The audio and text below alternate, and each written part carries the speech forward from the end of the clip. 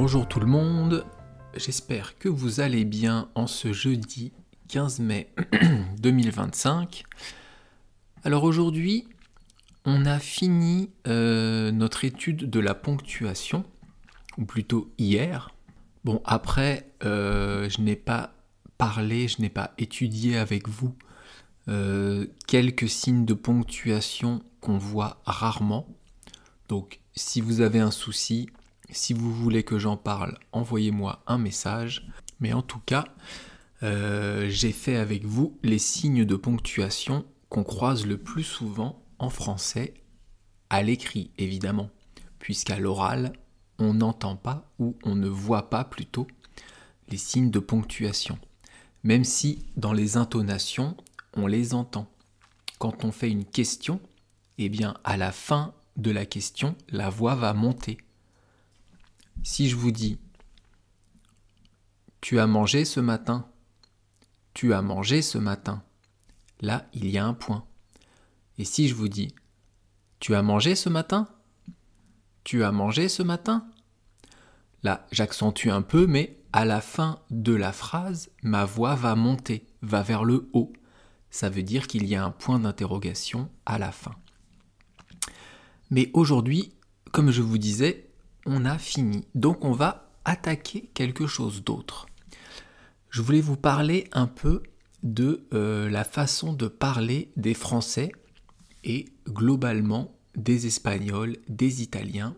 Beaucoup de pays européens parlent comme cela.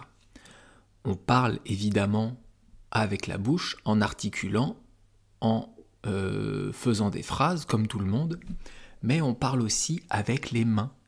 D'ailleurs là, quand je suis en train d'enregistrer mon podcast, mes mains bougent, mes bras bougent, alors que je suis face à mon micro, tout seul, comme un con, mais j'ai quand même besoin de bouger un peu les mains, bouger les bras. Ça s'appelle parler avec les mains. Et en français, on utilise beaucoup ça. Regardez dans les films, dans les séries, dans la vie de tous les jours, si vous parlez avec des Français, eh bien vous verrez qu'en général, on bouge les mains. Ce qu'on exprime par la bouche, les phrases qu'on va exprimer, les sentiments, les émotions qu'on va vouloir exprimer, vont ressortir aussi dans nos gestes. Alors évidemment, ce dont je vous parle maintenant, c'est une généralité. Tout le monde ne fait pas ça. Mais on peut beaucoup parler, on est beaucoup à parler avec les mains. Pourquoi je vous parle de ça ? D'abord parce que c'est bien de le savoir, c'est bien de comprendre la culture française et pourquoi on bouge les bras quand on parle. Parce que finalement, si vous n'écoutiez que ce que je dis, vous comprendriez. Mais si vous êtes en face de moi, si on discute en face à face, en visio, eh bien, je vais aussi bouger un peu les mains, bouger un peu les bras. Soit pour vous faire comprendre quelque chose, soit parce que c'est naturel, et même avec quelqu'un de français en face de moi, je vais quand même bouger les bras. Et donc, je voulais vous parler de ça, parce qu'aujourd'hui, on va commencer une nouvelle série sur la signification des signes et des gestes en français. Quand on parle, je vous disais, on utilise les mains, mais on peut aussi faire des signes, faire des gestes avec les mains qui veulent dire quelque chose. Si à un Français, je vais par exemple, on va commencer par quoi ? Un truc facile. Pour dire bonjour ou au revoir, on va juste lever la main et bouger la main. Dans tous les pays, on fait ça, on se salue. Donc si vous êtes loin de quelqu'un, qu'il ne peut pas vous entendre, par exemple tout à l'heure, je suis allé courir et j'ai vu quelqu'un que je vois souvent. Donc j'ai levé ma main et j'ai agité ma main pour dire bonjour. En face, la personne, quand il m'a vu, il a fait pareil, il a levé sa main et il l'a agité. Il m'a répondu bonjour à toi, bonjour à vous. Bon, là on se tutoie, mais ça veut dire bonjour. Donc en français, on a beaucoup de gestes qui existent et qui veulent dire quelque chose. Alors ça va pas être très, podcastique. Bon, ça ne se dit pas, mais c'est pas grave. Évidemment, ça aurait été plus facile avec une vidéo de vous expliquer ces gestes, mais je n'ai pas envie de faire de vidéo. Je n'ai pas envie de passer beaucoup de temps à éditer la vidéo, à mettre du bruitage, à mettre du son, à faire du travail d'ordinateur. Pour moi, le podcast, c'est parfait. Je m'assieds, j'enregistre, je branche le micro, je parle, j'éteins, terminé. Donc, je vais vous expliquer les signes qu'on va voir aujourd'hui. Je vais vous expliquer les gestes avec des mots. Donc, pour vous, c'est bien parce que vous allez travailler votre écoute, travailler votre compréhension du français.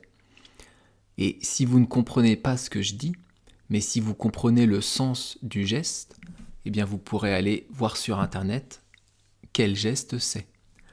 Alors, on va commencer avec des gestes et des signes qui impliquent le visage. Donc, avec le visage, il y a beaucoup de signes. On va en faire 4 aujourd'hui. Le premier, ça va être, on prend son index, donc l'index, moi je suis droitier, donc je lève mon index droit et je vais le tapoter à côté de mon œil droit. Ça s'appelle la tempe, au niveau juste entre l'œil et l'oreille en fait. Je vais tapoter mon index ici. Est-ce que vous savez ce que ça veut dire si je fais ça à quelqu'un? Quand je tape mon index, mon doigt sur mon visage, à côté de mon œil, ça veut dire à la personne « tu es fou, tu es malade, tu es un taré, t'es un foufou, t'es un déglingo ». Il y a plein de mots pour dire fou. Donc, taper son index à côté de l'œil, ça veut dire être fou. Alors, ça peut être je suis fou, mais c'est plutôt tu es fou.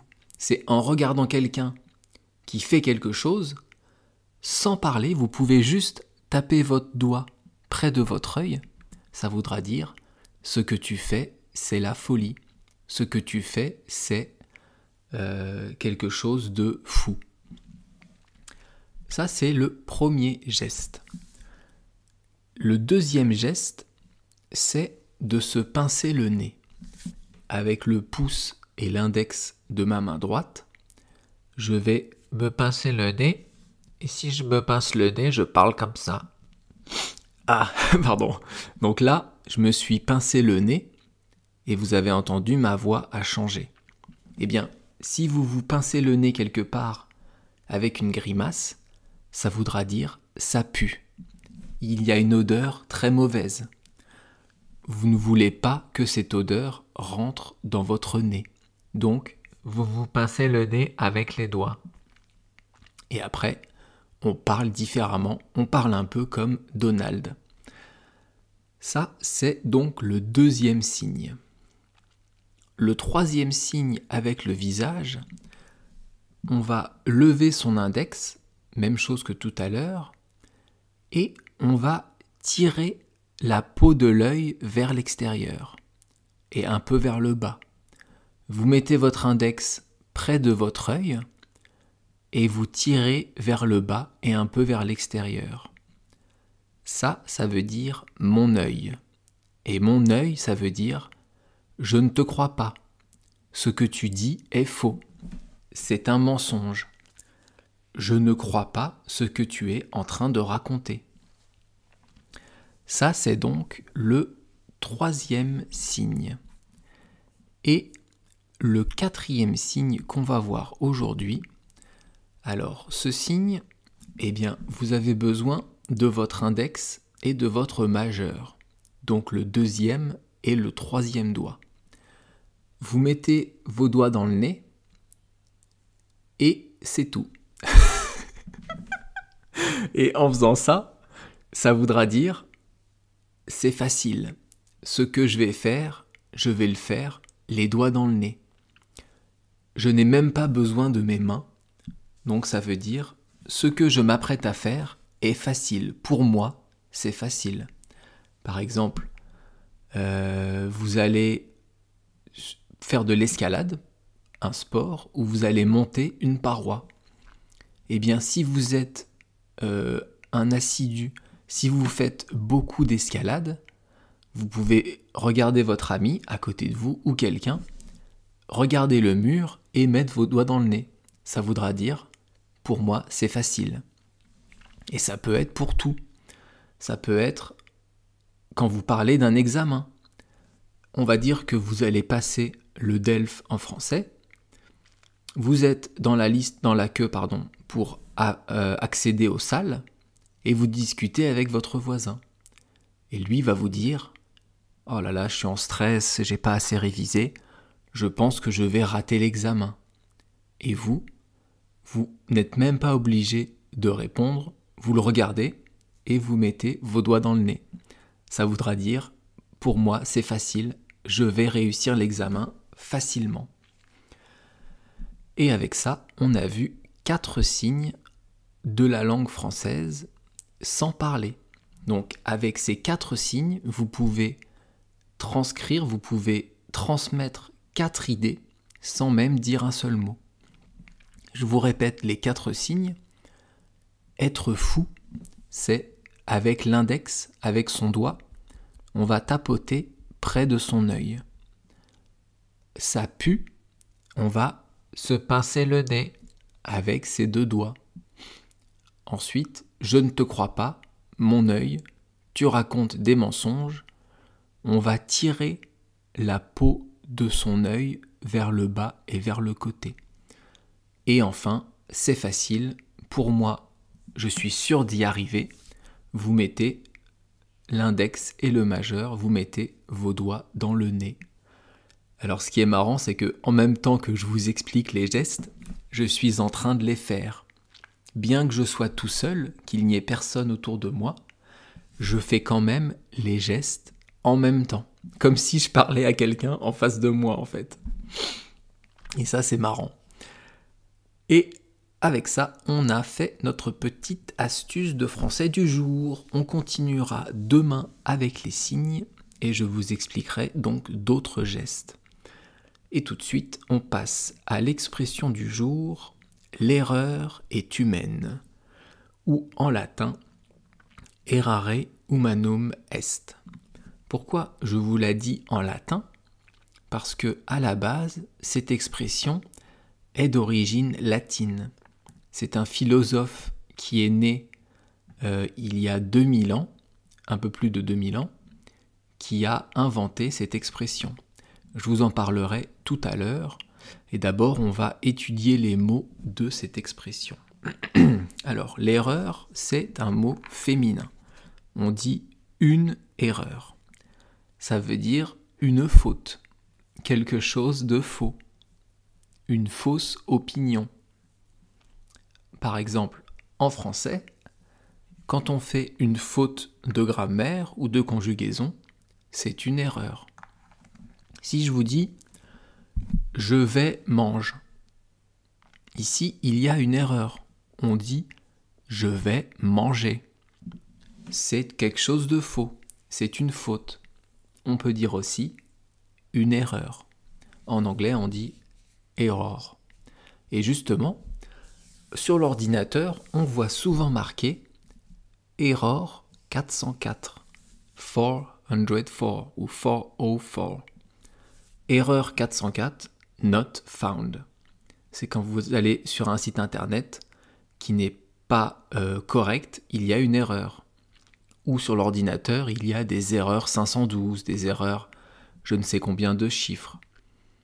Ce sont des problèmes dans l'ordinateur, ça s'appelle des erreurs. Le deuxième mot, ou plutôt le troisième de l'expression, c'est le verbe être. Le verbe être, on va le conjuguer aujourd'hui au présent, pour bien que vous le reteniez, et au futur. Le verbe être au présent, ça donne « je suis », « tu es », « il est », « nous sommes », « vous êtes » et « ils sont ». Et au futur, le verbe être, ça donne je serai, tu seras, il sera, nous serons, vous serez et ils seront. Dites-moi dans les commentaires si ça vous aide ces conjugaisons ou pas du tout.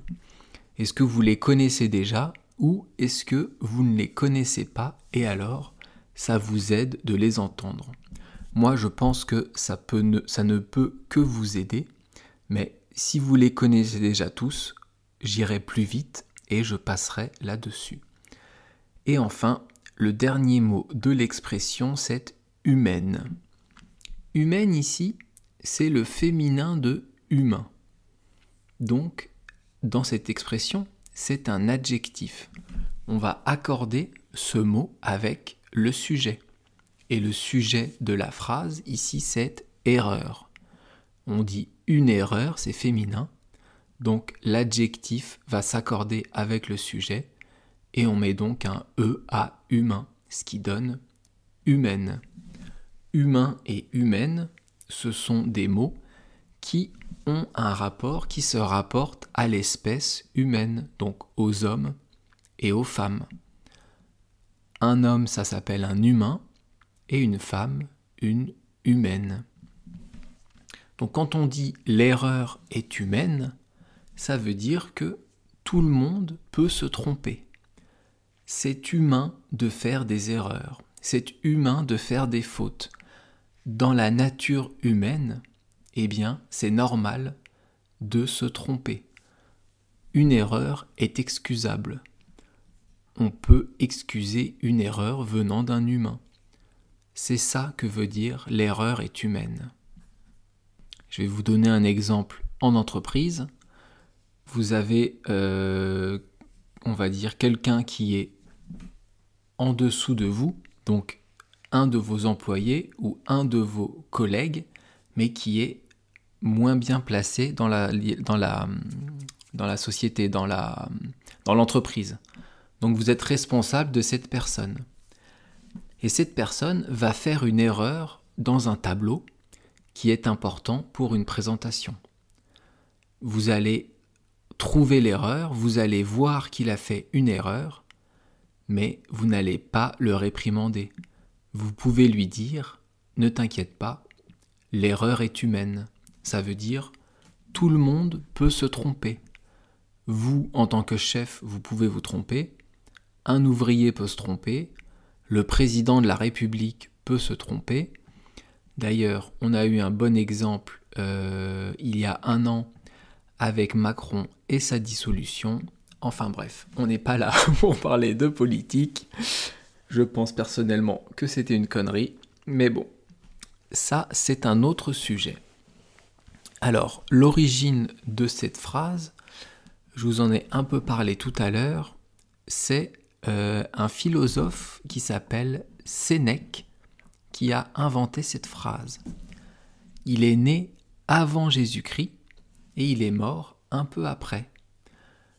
Dans le calendrier occidental, les dates, donc en ce moment on est en l'an 2025, eh bien on est en fait 2025 ans après la naissance de Jésus. Donc ce Sénèque, ce philosophe, il est né un peu avant la naissance de Jésus, donc en moins... attendez, je sais même pas... Sénèque, alors, philosophe, il est né 4 ans avant Jésus-Christ. Et il est mort 65 ans après Jésus-Christ. Donc il est mort en 65 et il avait donc 69 ans. Puisqu'il est né 4 ans avant. Et donc cette phrase, il l'a dit en latin. C'est errare humanum est. Il y a quelques phrases, quelques expressions en français qu'on peut dire en latin aujourd'hui.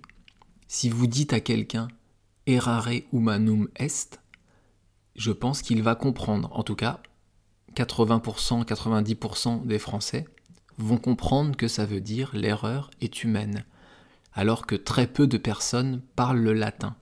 mais il y a quelques expressions latines qui sont restées, comme errare humanum est, ou alea jacta est, ça veut dire les dés sont jetés. Ça aussi, c'est une expression connue. On la fera un autre jour. Qu'est-ce que vous avez d'autre comme expression latine? Veni vidi vici, je suis venu, j'ai vu, j'ai vaincu. Ça aussi, on le fera une autre fois. Donc, l'erreur est humaine, ça veut dire tout le monde peut se tromper. Maintenant, je pense que vous avez compris.